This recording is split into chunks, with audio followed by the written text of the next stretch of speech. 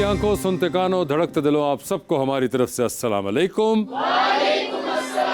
हमारा सवाल आज का ये है कि क्या आपके वालिदैन आपका कंपैरिजन मुख्तलिफ लोगों से करते हैं, यानी कि आपके कज़न्स, दोस्त अहबाब, उनके दोस्तों के बच्चे और जो फैमिली के अंदर लोग होते हैं या जो एग्जाम्पल सुनते हैं, तो क्या ख्याल है, बताएं क्या हालात चल रहे हैं घर पे? अस्सलाम वालेकुम, मेरा नाम अरोज है और मैं इस टॉपिक में कहना चाहूँगी कि हर घर में या हर फैमिली में एज अ मैट्रिक रिजल्ट या इंटरमीडिएट के रिजल्ट में हर बच्चे को उनके कजन्स के साथ जो उनके सेम क्लास में होते हैं उनके साथ कंपैरिजन किया जाता है कि इसका रिजल्ट आ रहा है, तुम्हारा रिजल्ट इससे बेटर हो, बट कोई उस बच्चे की मेहनत नहीं देखता कि उसने क्या मेहनत किया और कितने मेहनत से उसे नंबर गेन किए। और ये अमूमन सिर्फ पढ़ाई के मामले में ही होता है या बाकी चीजों में हर भी? चीज में कंपैरिजन होता है। हमारे जैसे कजन्स में होता है कि ये डॉक्टर बन रहा है, तुम डॉक्टर बनो, ये कलर इतना है, वाइट है, या इसकी हाइट नहीं अच्छी है। हाइट के ऊपर भी होता है? हाइट के ऊपर भी कॉम्प्लीमेंट्स होते हैं कि अपने आप को जरा संवार के रखा करो, वो देखो कितना अच्छे से रहती है, कितने अच्छे कपड़े पहनती है। तो इस तरह के कंपैरिजन से तो हर रोज गुजरना पड़ता है हर किसी को। ओके, ठीक है जी। जी, मेरा नाम सारा है जी सर। और इस तरह के कंपैरिजन आप सिर्फ पेरेंट्स की तरफ से नहीं और भी लोगों की तरफ से फेस करने पड़ते हैं। जैसे आई एम वर्किंग, तो मुझे अपने बॉसेस, अपने कोलीग्स की तरफ से वैसे कमेंट सुनने पड़ते हैं क्या पढ़ाई वाले? कि उसका काम ज़्यादा अच्छा, आपका ज़्यादा अच्छा काम नहीं है, लेकिन आपके एफर्ट्स को उस तरह से अप्रिशिएट नहीं किया जाता है। ओके, एफर्ट्स को अप्रिशिएट नहीं किया जाता, ठीक है। अस्सलाम वालेकुम, मेरा नाम आबदा है जी। मेरी फ्रेंड है सहर। मेरी मम्मा उसके साथ कंपैरिजन करती है कि वो बहुत ज्यादा काम करती है, मैं भी बहुत करती हूँ, लेकिन मुझ पे ध्यान नहीं देगी। वो कहेंगे वो बहुत ज्यादा करती है, सहर ज्यादा कर रही है, बहुत अच्छा करती है। तो आपने सहर से बात करके देखा? करती है, लेकिन मैं भी बहुत ज्यादा करती हूँ। आपके ज्यादा काम से मामा नहीं नोटिस कर पा रही? नहीं। एक काम करें, पहले सहर से बात करें कि वो थोड़ा काम कम करें। सर उसको आदत है करने की काम, तो उसे कहें को आदत चेंज कर लो थोड़ी सी, मेरे लिए चेंज नहीं कर सकती तुम? तो सर मामा उसके साथ कंपैरिजन करती है कि वो इतना अच्छा काम करती है, वो बहुत ज्यादा करती है, मेहनत करती है, तुम क्यों नहीं करती? हालांकि मैं भी बहुत ज्यादा करती हूँ। हाँ, लेकिन शहर के मुकाबले में नहीं पहुंच पा रही। मसला आप और मामा नहीं, मसला शहर है। शहर को समझाने की जरूरत है कि वो थोड़ा सा कंट्रोल करें। बात तो ना हुई ना भाई, कितना काम किए जा रही हैं वो। ठीक है जी जी प्लीज। अस्सलाम वालेकुम, मेरा नाम ईमान है। ज़्यादातर मुझे कंपेयर अपनी कज़न से किया जाता है कि उसका रंग ज़रा वाइट है मेरी बानिस्बत, तो ज़्यादातर होता है कंपेयर कि अपना कलर नीट करो। अब मैं क्या कर सकती हूँ, जितना करती हूँ मामा को तो दिखाई नहीं देता, बस मामा को है कि वो कज़न ज़्यादा वाइट है तो उसकी बानिस्बत ज़्यादा खूबसूरत नहीं नज़र आती। इवन के जब कोई शादी वगैरह कोई फंक्शन हो तो कोशिश होती है कि उससे ज़्यादा तैयार होने। इवन ये नहीं देखा जाता कि मैं कितनी प्यारी लग रही हूँ, नहीं, ज़्यादा फोकस पर होता है वो ज़्यादा प्यारी लग रही है तुम्हें। वो कौन है ये कज़न? कज़न का नाम नहीं लेना। नहीं, नाम नहीं लेना, मगर वो कोई खाला की बेटी है? खाला की बेटी है। ठीक है, खाला की बेटी है और आपने उसका नाम नहीं लेना। नहीं लेना। और आपके ख्याल से ये देखने के बाद भी वो गैस नहीं कर पाएंगे कि किसकी बात हो रही थी?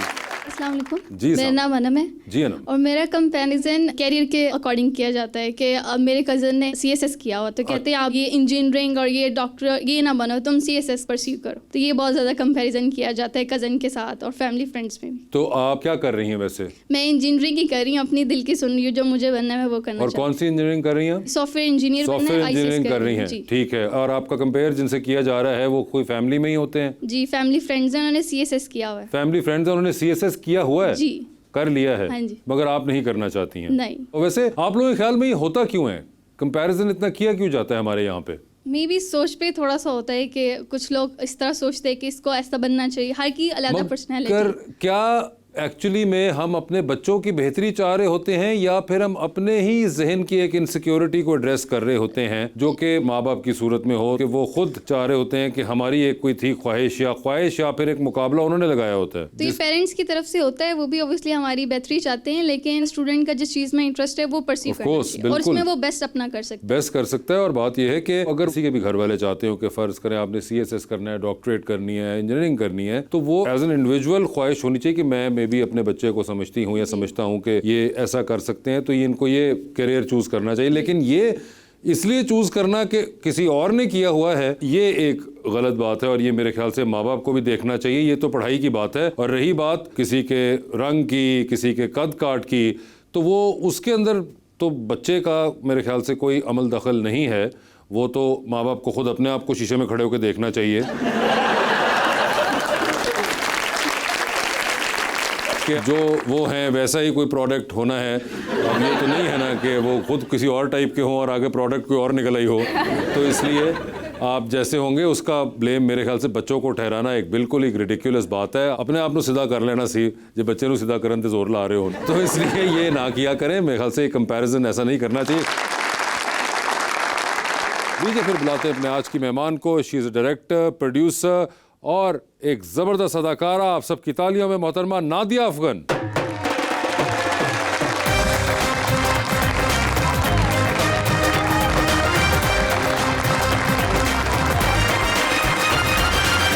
नादिया जी, पहले तो ये बताएं कि आप भी इस कंपैरिजन का कभी रही हैं शिकार?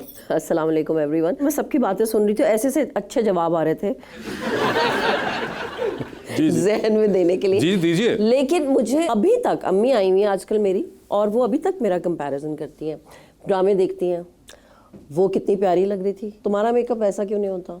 उसके कपड़े इतने अच्छे लगते हैं, वो इतने अच्छे अच्छे ड्रामों में आ रही है, तुम इतने बुरे बुरे ड्रामे। अच्छा, बुरे बुरे ड्रामे भी कहती हैं आपको? उसका स्टाइलिस्ट कौन है, तुम क्यों नहीं करती? तुमने वही वाले चप्पल उस ड्रामे में भी पहन लिए थे, तुम्हारी घड़ी नजर आ रही थी उस ड्रामे में। वो कितनी, अम्मी तो मेरी सबसे बड़ी क्रिटिक जो है ना मेरी लाइफ में, वो मेरी माँ है। अच्छा। और आज से नहीं है, हमेशा से अम्मी ने मुझे जिंदगी में हर एक के साथ कंपेयर किया। मगर मुझे ये बताएं, ये पढ़ाई के वक्त भी था ये कंपैरिजन या नहीं? अम्मी बचपन से। अच्छा, अम्मी ही? हाँ, हर चीज में। और ये तुम्हें चलना नहीं आता सही तरह, तुम्हें बैठने की तमीज नहीं है, तुम्हें उठने की तमीज नहीं है, तुम इतना मुंह खोल के हंसती हो तो बट वो जैसे अभी आई हुई तो चुप थी काफी दिनों की। मुझे कहती है देखो मैं जब से आई हूँ, मैंने कहा परसों तो आई है, तब से मेरे दिल में एक बात है लेकिन मैं यार परसों रात को आई है इस्लामाबाद से, तो मुझे कह रही है कि मैं चुप हूँ, मैंने एक बात कहनी है तुमको। मैंने कहा मत कहे। नहीं मतलब कहना है, मैंने कहा नहीं आप नहीं कहेंगी। अगले दिन तक मैंने अम्मी को तड़पाया, फिर मैंने देखा कि अम्मी ना कुछ अजीब सी हो रही है, तो मैंने कहा अच्छा चले बता दे। तो मुझे कहती है सुनो कोई एक्सरसाइज वगैरह शुरू कर। क्या है मतलब कि मेरे तो ख्याल में तुम्हें जिम जाना चाहिए। अम्मी आपको कह रही थी ये? इस तरह की बातें अम्मी बहुत। मगर मुझे बताएं, आप क्योंकि 4 बहन भाई हैं, तो ये आपके साथ सिर्फ होता है, बाकियों के साथ भी हुआ? मैं तो क्योंकि सबसे बड़ी थी, हाँ। So I was the bad example. नहीं मगर ये क्या बड़ा होने की वजह से सिर्फ आप पे फोकस था या बाकी बहन भाइयों पे भी था? नहीं, क्योंकि जो दोनों मिडिल वाले हम मेरे हैं, बहन मेरी शाजिया और भाई नुमान, उन वो तो परफेक्ट थे। एक अब्बू का लाडला, एक अम्मी की लाडली। तो आपको कोई ना मिला? और मैं और छोटा वाला भाई जो थे, हम लोग तो पता नहीं ऐसे चुंगे में आए थे या पता नहीं। सो इमरान और मैं अच्छा, were always criticized। But interestingly Nadia ji, ये अमूमन बड़े के साथ होता था कि वो कहीं ना कहीं पर्पस बिल्ट होता था, बाकी सारे कहीं ना कहीं होता था कि वो बेचारे सोचते थे कि हम क्यों आए। नहीं, हमारे घर में मिडिल चिल्ड्रन वर द अच्छा, ये बेस्ट। तफरका नहीं बरता गया? हाँ, और जो ट्रेंड चेंज किया गया और मुझे और छोटे इमरान को, और आई थिंक हम दोनों बड़े अच्छे रहे उस हिसाब से, क्योंकि उन दोनों को बहुत पैम्पर भी किया गया और उनकी हर ख्वाहिश भी पूरी की जाती थी। वो बहुत लाडले भी थे, लेकिन अल्हम्दुलिल्लाह लाइफ में मैं और इमरान क्योंकि शुरू से बहुत इंडिपेंडेंट रहे, तो we are better off than both of them. अच्छा, ये आपको भी कह भी नहीं है? In every way. आपको पता है ना कि ये वो भी देख रहे होंगे? हाँ, it's okay, I don't care.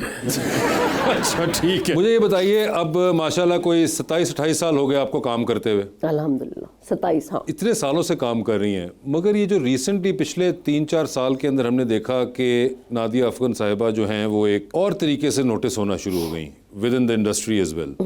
तो ये क्या आप समझती हैं कि इन लोगों को देर से समझ आई या आप अब जाके बेहतर हुई? इनको देर से समझ में आई है। मैं तो हमेशा से टैलेंटेड थी, बाजू तुम्हें तो पता ही।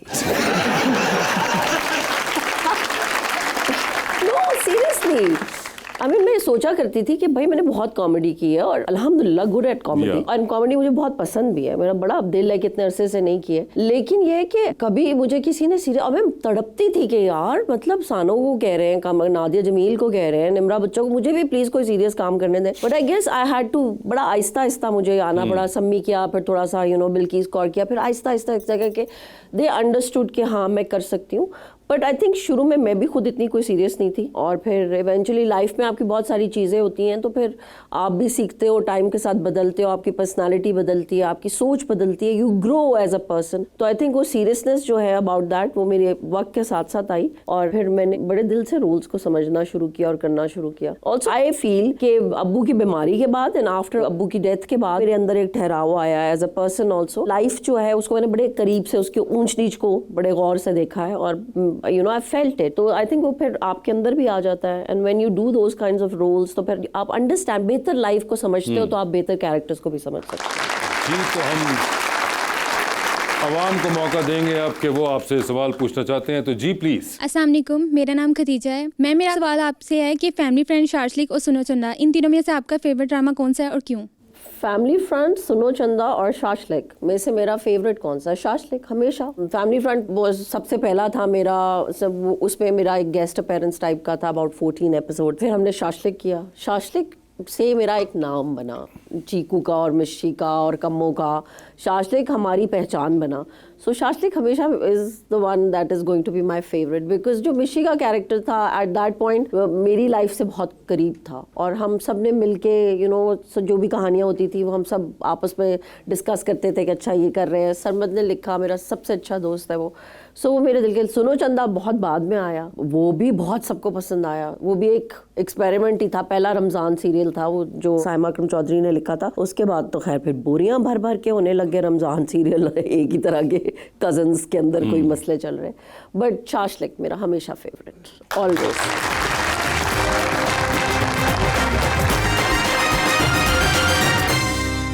वेलकम बैक जी। अस्सलाम वालेकुम मैम, मेरा नाम मिनाहिला और मेरा क्वेश्चन आपसे है कि आपका ऐसा कौन सा ड्रामा है जो आपको बेहद पसंद है लेकिन वो शायकीन की तवज्जो हासिल नहीं कर सका?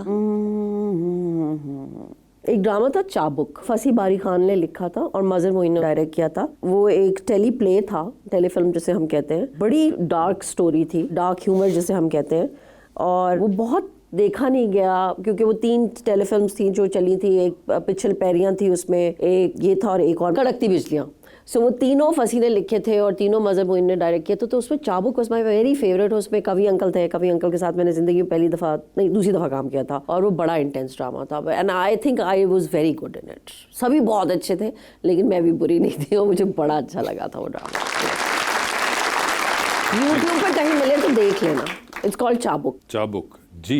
अस्सलाम वालेकुम, मेरा नाम आयशा है और मेरा सवाल मैम नादिया से है। इस मॉडर्न एरा में वो कौन सा एक्टर और एक्ट्रेस है जो आपका फेवरेट है? जो अभी के बच्चे हैं नए, उनमें मेरा नाम यहाँ पे ना लेना। You are my all time favorite. You are my all time में all era favorite. All era favorite. जब तुम छोटे से थे तब से लेके जब तुम एक्टर बने, राइटर बने, सब कुछ। आपकी आंखों के सामने की बात है। मेरे आंखों के सामने, मैंने तुम्हें ऐसे ग्रो होते। I think my all time favourite is सज्जल। उसकी जो रेंज ऑफ एक्सप्रेशंस और एक्टिंग है, इट्स फिनोमिनल। वो बहुत ही अमेजिंग एक्टर है और वो सब कुछ कर सकती है मेरी नज़र में। I find Iqra to be very very amazing. She is a very very good actor. बहुत सारे, और अब मेरे नया बच्चा जो है Sahar Khan, oh I love her, she is got this spark है ना, बहुत अच्छी बच्ची है।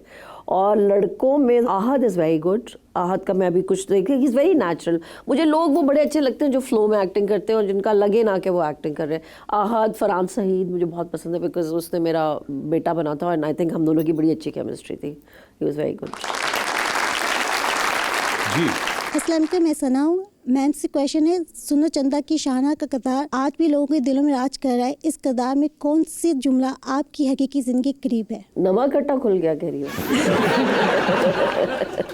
मेरी जिंदगी में तो हर रोज नवे गड्ढे खुल रहे होते हैं। मैं बड़े मजे की बात बताती हूँ। जब एहसन ने मुझे कॉल की इस ड्रामे के लिए कि हम सुनो चंदा कर रहे हैं, ये करना है, तो मैंने कहा कि यार मैंने नहीं करना, ये क्या है, और मैंने नहीं करना। बहरहाल फिर मैंने स्क्रिप्ट पढ़ा, सेट के ऊपर गए तो मैंने एहसन को कहा, एहसन ये क्या है, मैंने तो कभी जिंदगी में सुना भी नहीं है, ये क्या हर वक्त वो ये औरत बोलती रहती नवा कट्टा खुल गया, नवा कट्टा खुल गया। मैंने नहीं बोलना। एहसन ने मुझे कहा तुम पागल हो यार, this is a very good जुमला और ये शाहाना का कोर है, तुम एक दो दफा बोलो तो सही, तुम्हें बहुत मजा आएगा और ऑडियंस बड़ा कनेक्ट करेगी इससे।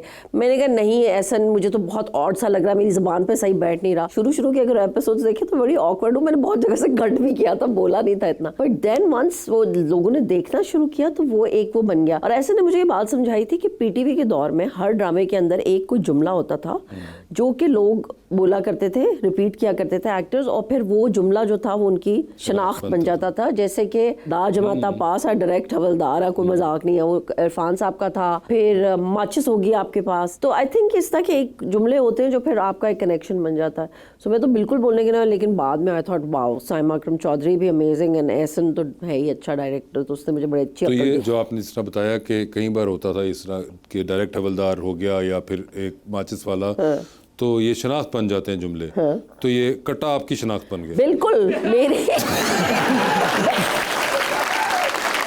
आई स्वेयर वासे, मैं एक फंड रेजर के लिए ऑस्ट्रेलिया गई, अब सरमद भी मेरे साथ था। अब मैं जहाँ जाऊँ, और उन दिनों मेरा चल रहा था शरपसंद नोमी भाई के साथ, तो उसमें मैं हर वक्त कहती हूँ हाँ, कैसे कर लेते फरासत जी, कैसे कर लेते आप। एवरीबडी आई वुड गो, बड़ी सीरियसली हम बातें कर रहे हैं कि पाकिस्तान में इतने लोगों को डायबिटीज़ है, और ऑडियंस में से मैं कहती थी अच्छा अब देखिए, अब हम हॉस्पिटल के इस विंग के लिए हमें इतने फंड्स चाहिए, और वो तो आवाज़ आती थी, आप एक दफ़ा ज़रा बोल देती है कैसे कर लेती है फरासत जी। अच्छा, फिर मैं कहती थी कैसे कर लेते फरासत जी, फिर कोई अंकल होते थे तो कहते थे ज़रा मेरा नाम के लेके।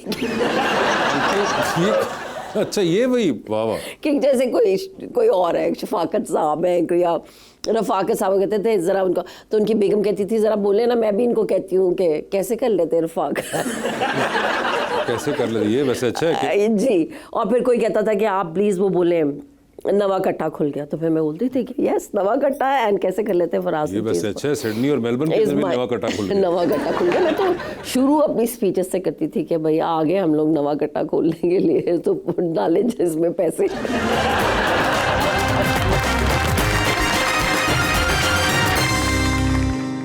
वेलकम बैक टू गपशप। हमारा अगला सेगमेंट और करें पोस्ट, इसके अंदर कुछ सोशल मीडिया पोस्ट हैं जो कि कुछ आपकी अपनी खुद डाली हुई हैं, कुछ आपसे मुतालिक हैं, तो वो आपको हम दिखाएंगे और आपसे जानना चाहेंगे कि इनके बारे में आपका क्या कहना है। हाय अल्लाह, वासे तो पता ना मैं कुछ भी कहती हूँ अजीब, एक वायरल सा एक जी जी, तो वही हम आपको आज दिखाने के लिए। जी तो दिखाइए क्या है जी और करें पोस्ट में। इफ वर्ड फड्डेबाज हैड अ फेस, ये किसी और ने किया था तो मैंने उसको शेयर किया था। और बड़ी लोग चीजें करते हैं, आप शेयर नहीं करते, लेकिन आपने ये क्यों खास? I love it because Shahana बहुत फड्डेबाज थी। सुनो चंदा की सेट की तस्वीर है, तो ये आपने अपने आप को रजिस्टर कराया मजीद हाँ, कि आप फड्डेबाज हैं। हर वक्त आप आम जिंदगी में भी हैं फड्डेबाज? अल्हम्दुलिल्लाह। नहीं होना चाहिए। नहीं, मैं पूछ रहा हूं। मैं एक बात बताऊं, जो इंसान सच बोलता है ना, और जो इंसान के रूल्स होते हैं या उसके कोई प्रिंसिपल्स होते हैं, उसको फड्डे करने पड़ते हैं। ओके, या तो फिर आप चुप करके बैठ जाएं या फिर आप फड्डा करें। तो आप फड्डे करती हैं? हाँ, मैं तो करती हूँ, कोशिश करती हूँ। अभी भी मुझे पिछले दिनों में जोड़ी को कह रही थी, मैंने कहा जोड़ी मैं इतने किस्म के पोस्ट लगा रही हूँ, अगर मैं किसी दिन घर ना आई और गायब होगी तो आप क्या करोगे? जोड़ी कहता है कुछ करूँगा ही। मैंने कहा कुछ ना करना, चुप करके घर में बैठना, किसी एक को तो घर में होना चाहिए। क्या लॉजिक है ये?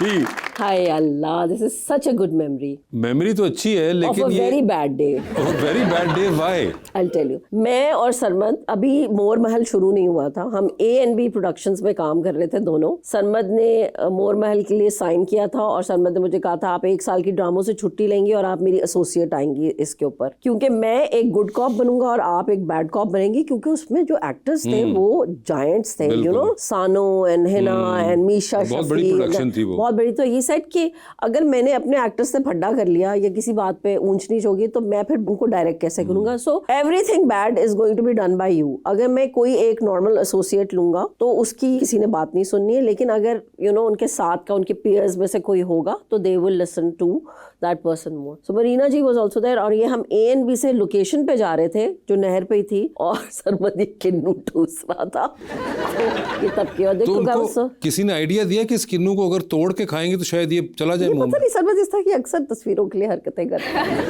ठीक है जी। हाय अल्लाह जी, बड़ी प्यारी तस्वीर है। ये टर्की की है। ये मैं और जोड़ी गए थे Turkey on our holidays on Istiklal street, उनका वो है मैडम टू सॉर्ड्स। तो वहाँ पे ब्रैड पिट खड़ा था। हाँ, वहाँ पे ब्रैड पिट खड़ा था। मैंने कहा जिंदगी में पता नहीं मिलूं ना मिलूं, लेकिन यहाँ पे तो मिल ही लेती हूँ। तो आपको ब्रैड पिट पसंद है वैसे? I love Brad Pitt. अच्छा, पिछले दिनों वैसे थोड़ी सी मैं कुछ ऑफेंड हुई थी इसके ऊपर, लेकिन अभी मैंने रिसर्च करनी है because I speak for women and you know, तो आई हैव हर्ड के अभी जो लास्ट इसके केसेस आए हैं कि he was an abusive husband to Angelina Jolie. तो मैं जरा अभी मैंने रिसर्च पूरी नहीं की, अगर वो हुआ तो फिर मैं इसको कैंसिल कर दूंगी और इसकी फिल्म स्टेटस डाल दीजिएगा, डाल के फिल्म भी कैंसिल कर दूंगी। ठीक है जी। हाय, ये बड़ी बुरी है।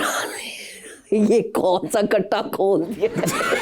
ये है कट्टों का हेडमास्टर। क्या मतलब? आप दोनों तो ठीक है, ये सरमद क्या कर रहे हैं? न्यू ईयर्स नाइट थी, ठीक है ना, हमें ना किसी ने इनवाइट किया, कोई बच्चा था, मैं उसका ना खुर्रम के कौन था, उसने कहा कि हम एक पार्टी कर रहे हैं न्यू ईयर्स की, और हम लोग यूजुअली सरमद वगैरह और हम लोग जाना वगैरह गए थे कि हम लोग घर पे कभी मिल लेते थे न्यू ईयर्स नाइट पे, हमारा इतना कोई, this was the first party we went to और बड़े लोग इन्वाइटेड थे उधर। तो उन्होंने कहा कि आप ना हमसे एक लाउंज खरीद लें क्योंकि आप स्टार्स हैं, जाना मैम भी होंगी, सरमद भी होंगे। तो उस बच्चे ने हमें बेवकूफ बनाया और हम सब ने पैसे जोड़ के ना लाख रुपए का लाउंज, हमने वो लाउंज खरीद लिया। अब जब वहां हम पहुंचे तो कट्टा मट्टी उड़ रहा था वहां पे, और ऐसे ना 3 शामियाने लगे हुए थे।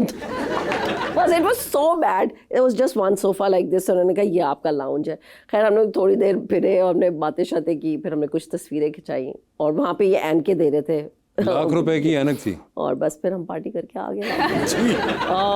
What a beautiful day. From I am going to die to I would do it again in a heartbeat. Yeah so this is when we went for, अभी हम गए थे ऑस्ट्रेलिया, जब मैंने बताया था फॉर द फंड रेजर, तो बीच में 6-7 दिन की छुट्टी थी हमारी, गैप था, 9 सिटीज हम गए थे। तो हम गोल्ड कोस्ट गए, और गोल्ड कोस्ट बड़ी खूबसूरत जगह ऑस्ट्रेलिया में, जिंदगी में तुम लोगों को कभी मौका मिले तो जरूर जाना। Australia has become one of my favourite मुल्क्स। तुम तो गए हुए हो तो तुम्हें पता कितने अच्छे साफ सुथरा, 6 बजे घर चले जाते हैं, सुबह सुबह उठ के एक्सरसाइज करते हैं, काम करते हैं अपना, और सारे स्पोर्ट्स यू नो। तो जोडी की बकेट लिस्ट में ये था कि मैंने जिंदगी में स्काई डाइविंग जरूर करनी, बंजी वगैरह मैंने और जोडी ने थाईलैंड में की हुई थी। मैंने कहा चलो यार, अगर मैंने नहीं की तो इस आदमी ने मुझे सारी जिंदगी ये कहना है कि आप बहुत डरपोक हो। और तो आपने भी मैंने मार दी छलांग, फिर जहाज में उसने मार दी, तो मैंने कहा अब उसने मारी है तो अब मैं भी मार ही देती हूँ उसके पीछे। अच्छा, ये हमारे बचपन की तस्वीर है, this is my whole family, बहन भाई सारे। हाँ जी, अब्बू अम्मी ऑफ कोर्स, ये मैं हूँ लेफ्ट पे, फिर मेरा लाडला वाला भाई नोमान, ओके, जो अम्मी का लाडला है, फिर वो छोटा मेरा जो मेरा लाडला है, और फिर शाजिया बिल्कुल राइट पे जो अब्बू की लाडली। ओके, ठीक है। या वेरी वेरी ब्यूटीफुल तस्वीर, the Afghans, one of my favourites. इस जमाने में मेरी अम्मा को ये बहुत शौक था कि मैं और मेरी बहन एक ही तरह की फ्रॉकें पहने। अच्छा, अभी तो भाइयों को बनाती थी, शायद उस दिन मिली नहीं फ्रॉक। अच्छा, शॉर्ट्स, मैंने कहा एक जैसे फ्रॉक बनाई थी। सारों ने एक जैसे वैसे कपड़े पहने हुए, फूलों वाले। मुझे लग रहा है अब्बू के कपड़े भी अम्मी की साड़ी से मिल रहे हैं। खैर नहीं।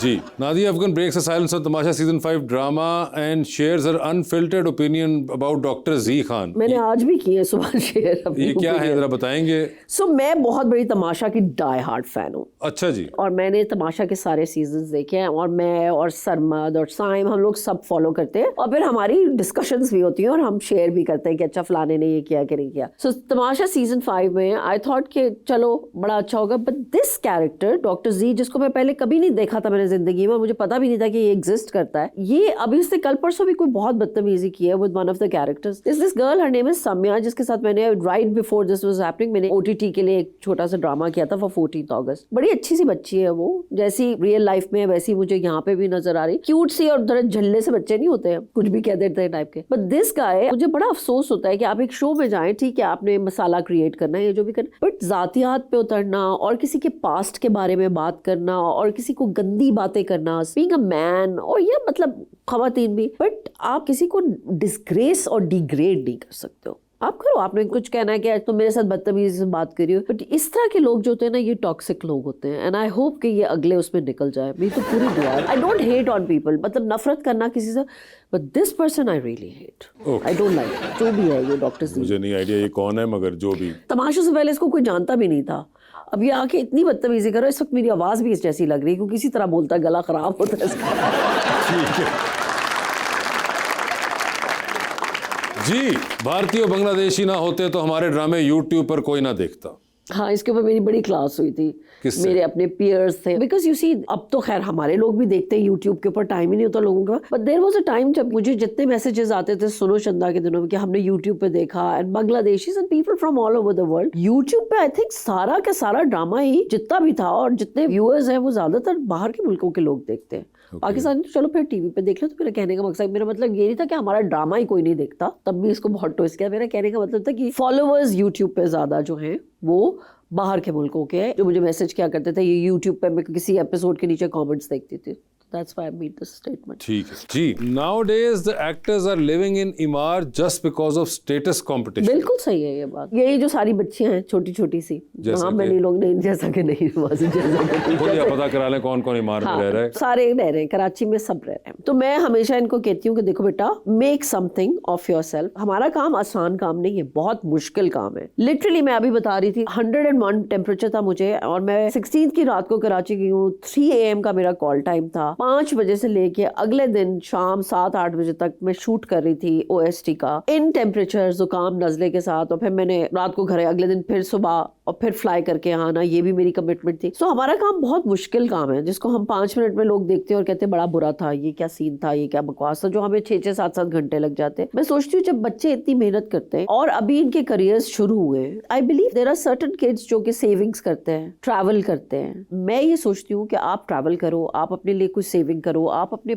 कोई प्लॉट खरीद लो, बजाय ये कि आप एक स्टेटस सिंबल शो करने के लिए, क्योंकि मैं एक एक्टर हूँ और मेरे साथ के जितने भी मेरे पीयर्स हैं, दिस इज पेयर प्रेशर। एक के पास बड़ी गाड़ी है तो मुझे भी बड़ी गाड़ी खरीद लेनी चाहिए, और मुझे इमार में किराया देना है मंथली, या बिजली का बिल, इमार इज वेरी एक्सपेंसिव। तो मैं ये सोचती हूँ कि डोंट डू दैट, अपना जमा करें, you don't have to show anybody where you live. वो कहते हैं एंजॉय द मोमेंट। हाँ, तो आप take life as it comes. Today Imaar has come. But I think एक बड़ा सा घर रख के आपने क्या कहा, आप ट्रैवल करो, आप घूमो फिरो, बात ये नादिया जी, वो जो इमार में रह रहे हैं वो ट्रैवल भी कर रहे हैं, उनके पास गाड़ी भी बड़ी वाली है। अच्छा चलो मुझे माफ कर दो, मैं क्या बट मैंने तकलीफ में भी देखा हुआ है ना। हाँ, क्या हाय अल्लाह इतना बिल देना पड़ रहा है, हाय अल्लाह इतने ये हाँ, मगर उसकी पोस्ट तो नहीं आती ना अब इंस्टा पे। पोस्ट तो आप गाड़ी की लगा पाते हैं, इमार से व्यू की लगा पाते हैं, ट्रैवल करते हुए बिजनेस क्लास की लगा पाते हैं, मगर इसकी पोस्ट तो नहीं लगाते ना जब आप रो रहे होते हैं और तकलीफ में होते हैं।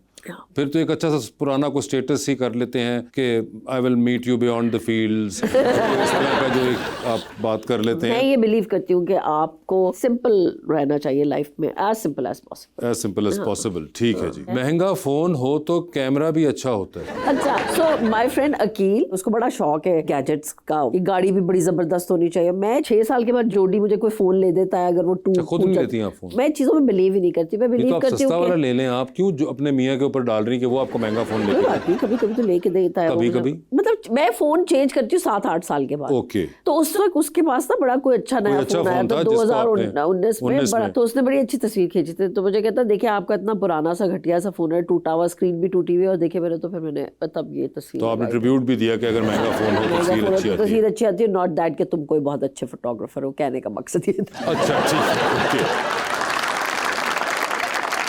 जी।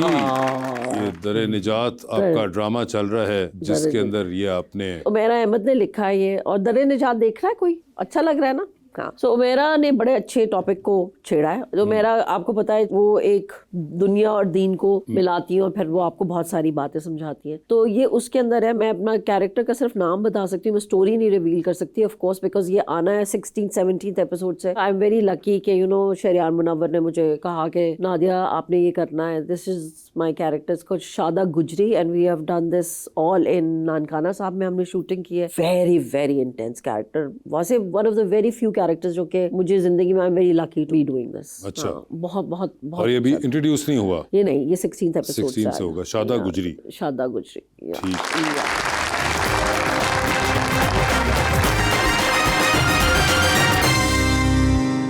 वेलकम बैक जी। अवाम का सवाल। अस्सलाम वालेकुम, मेरा नाम ईशा है। मेरा क्वेश्चन मैम से ये है कि आपने बहुत सारे कैरेक्टर्स किए हैं, जिसमें मुज़ाहिया भी की हैं और संजीदा भी की हैं, तो आपको किस कैरेक्टर में ज़्यादा मुश्किल पेश आई? किसी में भी नहीं, सही बता रही हूँ। कॉमेडी में मुझे बहुत मज़ा आता है और सीरियस भी कर ही लेती हूँ। आई थिंक अगर आपको अपना कैरेक्टर समझ में आ जाए और आप मेहनत से करो तो I don't think I find it difficult. मैं एंजॉय ज़्यादा कॉमेडी करती हूँ। एंजॉय ज़्यादा कॉमेडी करती हैं जी। अस्सलाम वालेकुम, मेरा नाम ईमान है और मेरा सवाल मैडम से है, अगर आपको पाकिस्तान के किसी सीनियर अदाकार की बायोपिक बनाने का मौका मिले तो आप किसका किरदार चूज करेंगी? मेरी तो अब खुद बायोपिक बनने वाली है, मैं तो उस उम्र में पहुंच गई हूँ। अगर किसी की बायोपिक बन रही है तो who would I like to play? कौन है एक्टर्स? खालदा रियासत। खालदा रियासत, आई लव हर। कल परसों की बात कर रही थी, लेकिन वो इतनी हसीन औरत थी, काश कि मैं भी उतनी हसीन होती, लेकिन हाँ I would, she is like what a tragic life. क्या जी, अस्सलाम वालेकुम, मेरा नाम अंसा है। मेरा सवाल आपसे है कि इंस्टाग्राम पर जब लोग मनफी कमेंट्स पास करते हैं तो आप उन्हें ब्लॉक कर देती हैं, करारा जवाब देती हैं, या बिल्कुल ही चुप हो जाती हैं? अब तो खैर बहुत अच्छे हो गए लोग, मैं खुद भी अब जरा धीमी हो गई हूँ, और जरा मैं कम ही करती हूँ इसका, कि अब सच बताऊँ कि झूठ बोलूँ, सच बता देती हूँ। फिर अब मैंने ना रिसेंटली कहीं एक मैंने मीम पढ़ा था और वो मेरे पास है, उसको मैंने सेव किया हुआ है। जब भी मेरी कोई ट्रोलिंग, अगर किसी चीज़ पे मैं कुछ कह देती हूँ या लोग कुछ बोलना शुरू कर देते हैं, या कोई मुझे वीडियोस भेजता है कि मैम देखिए ये आपके बारे में ये कह रहा है, या फलाने पेज ने आपके बारे में ये कहा है, मैं हर तीसरे चौथे दिन वो लगा देती हूँ। पंजाबी का एक लफ्ज़ है पौंकी जा। वो मेरे पास सेव्ड है, बस nothing else. I just put it on my status, my story, you know who you are. Okay, तुम्हें पता है कि तुम कौन हो। ठीक है। फिर लोग मुझे फिर मैसेज आते, ये आपने उसके लिए कहा ना, मैं पूछ रहा हूँ। जिसने समझना होगा समझ जाएगा। ठीक जी। अस्सलाम वालेकुम, मेरा नाम सारा है। मैडम, आजकल लोग अदाकार बनने से पहले इन्फ्लुएंसर बनते हैं, तो आपको क्या लगता है कि फॉलोअर की गिनती ने अदाकारी और मेहनत की जगह ले ली है? कॉम्प्लिकेटेड क्वेश्चन है। अच्छा देखिए, अदाकारी से पहले इन्फ्लुएंसर बनना, आई थिंक वो अब एक रास्ता बन गया, वो एक चैनल बन गया है टीवी ड्रामे की तरफ आने का। हमारे यहाँ जो एक हमेशा से किल्लत रही है वो इस चीज़ की रही है कि एज अ सब्जेक्ट कभी भी आर्ट्स, एक्टिंग को पढ़ाया नहीं गया। बहुत कम बाद में कुछ ऐसे इदारे बने जहाँ पे एक्टिंग सिखाई जाती थी या पढ़ाई जाती थी, अपॉर्चुनिटीज़ बहुत कम थी। लेकिन सोशल मीडिया के थ्रू इन्फ्लुएंसर्स को, या जो भी आप लोग अपने वीडियोस बनाते हैं टिकटॉक के ऊपर, इंस्टाग्राम के ऊपर, मौका मिल गया हर एक को। क्या उनके पास एक कैमरा आ गया, एक चैनल आ गया, एक प्रोसेस के थ्रू गुजरते हुए आप अपने आप को विजिबल कर सकते हो लोगों के लिए, पूरी दुनिया के लिए। ठीक है ना? आई थिंक कुछ लोगों के लिए बहुत अच्छा भी हुआ जो टैलेंटेड है, कुछ बहुत टैलेंटेड नहीं भी होते लेकिन अपनी किसी एक चीज की वजह से बहुत मशहूर हो जाते हैं। फिर चैनल्स ने भी ये करना शुरू कर दिया कि वो ढूंढने के बजाय, या के फलाने के रिश्तेदार को या फलाने को देखा था कहीं पे, वो अच्छा एक्टर है, उनको एक जरिया मिल गया। अब होता यह है कि मोस्टली ड्रामाज यूट्यूब पे देखे जाते हैं, ये मेरा पर्सनल ओपिनियन है। बहुत सारे इन्फ्लुएंसर्स ऐसे हैं जिनके करोड़ों में, मिलियंस, ट्रिलियंस में फॉलोअर्स हैं। जब आप उस एक ऐसे इंसान को जो बहुत मशहूर उठा के एक ड्रामे में डालते हो, तो ऑब्वियसली जो उसके व्यूअर्स हैं वो अपना सोशल मीडिया पर डालता है, वो यूट्यूब पे भी देखे जाते हैं, तो चैनल को भी या प्रोडक्शन हाउस को भी ऑटोमेटिकली बहुत फ़ायदा होता है। तो इन्फ्लुएंसर्स को कास्ट करते हैं। हाँ, आई नो कि एक्टर्स जो वाकई बहुत टैलेंटेड लोग हैं, कई दफ़ा वो पीछे रह जाते हैं इस मामले में। मुझे भी फील होता है कि बहुत सारे लोग हैं जो मैं जानती हूँ कि बहुत टैलेंटेड है, लेकिन कुछ लोग जिनके बहुत फॉलोअर्स हैं, इन्फ्लुएंसर्स को ज़्यादा मौका मिल जाता है। पर ठीक है, हर एक की अपनी लाके, अब यही है दुनिया, आप क्या कर सकते हैं। जी, हमारा सेगमेंट है और शेर कहें, उसके अंदर हम एक ऑब्जेक्ट की तस्वीर दिखाएंगे और शेर कहना है उस पे, लेकिन ऑडियंस ने, इनको मौका मिलेगा फिलबदी शेर बोलने का, और आपने डिसाइड करना है कि किसका शेर सबसे बेस्ट था, अगर कोई ऐसा लगा आपको। तो क्या है जी आज का ऑब्जेक्ट? आज का लफ्ज डबल रोटी। तो डबल रोटी के ऊपर शेर। जी, कोई अपनी क्रिएटिविटी दिखाना चाहे नादिया अफगन साहिबा को। अस्सलाम वालेकुम जी, मेरा नाम अनम है जी, और मेरा ये शेर है। मैम नादिया खाती हैं रोज डबल रोटी, फिर कुछ हफ्तों बाद उनकी माँ जी कहती हैं लो बेटा हो गई तुम मोटी।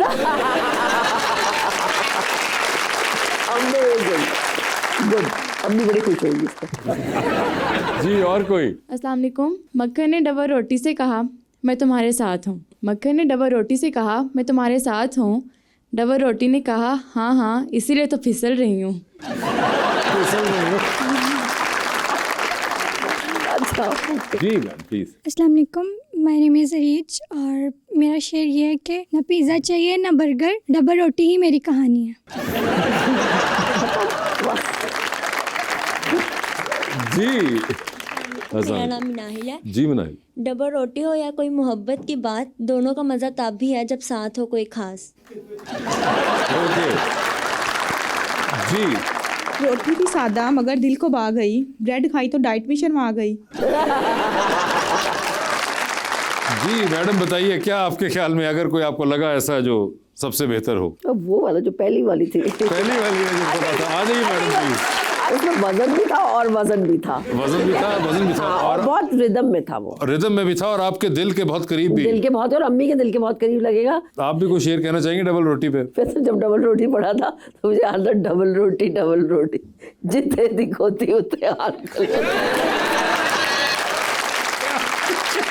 मेरे जहन में ये आ रहा था। ये आपके जहन में आ रहा था? पता नहीं क्यों। ठीक है, आइए प्लीज।